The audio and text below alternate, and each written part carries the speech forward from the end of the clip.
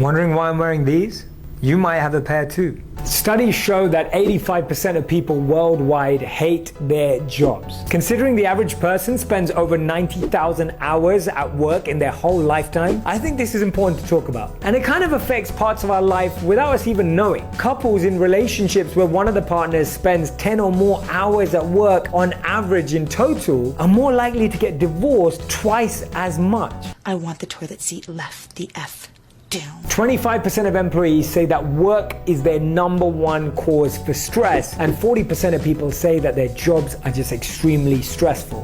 That's crazy. This totally blew my mind. In Japan, over 10,000 people drop dead at their desks every year because of working consistent 70-hour work weeks. The phenomenon is called karoshi, translated as overwork death. And on top of all of that, just to make matters worse, we spend 100 hours a year commuting. Luckily, I got the commute to relax. But at the same time, we've all had experiences of moments where even the toughest things don't feel challenging, don't feel negative. Sometimes when even we've been up all night, but we don't feel stressed. There's times when we've been working consistently for hours, days, and months, but we feel happy. How does that happen? Think about when it happened for you. Maybe you were planning a birthday party. Maybe you were creating a website or a blog or your Instagram page. Maybe you're even making videos for YouTube or Facebook. Maybe it's a mix of those things or none of those things, and maybe it's something completely different. The point is, we've all been able to go through stress, pain, and pressure and come out totally fine and actually more excited and enthused about what we're doing when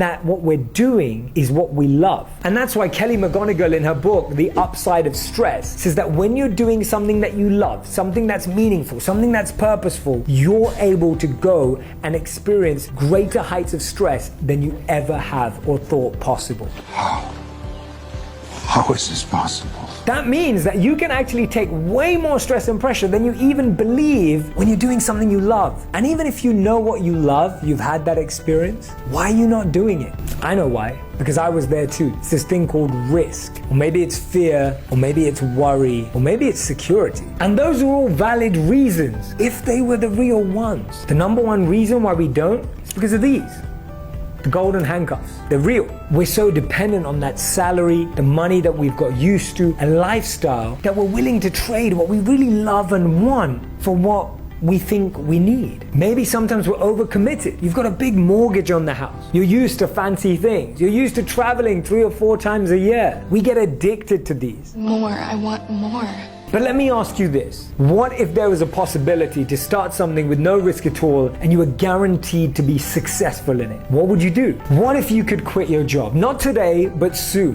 What if you didn't even need to quit your job, but you could use your time on your weekends doing what you love, using your time in the evenings to build that side hustle? The reason why I'm asking you all these things is because I was there not so long ago. I was doing something that was good, but not great. I was doing something that I liked, but didn't love. I was waking up every morning not feeling the same level of energy and motivation as I do today. And that's a constant process. It's a constant cycle. You have to keep going through it. All I'm saying is you can start doing what you love today, in your spare time, on your weekends, using your breaks, because that's going to help you create the life that you truly, truly want, not being bound by those golden handcuffs. And these are some of my tips. Number 1, start a side hustle. Maybe it's an online business. Maybe it's an Instagram page. Maybe it's a blog. Whatever it may be, get that side hustle going. Start learning about it quickly, reading about it, speaking to other people who've made it happen in their lives. Everything that becomes your mainstay originally will have started as a side hustle. Get that going right now.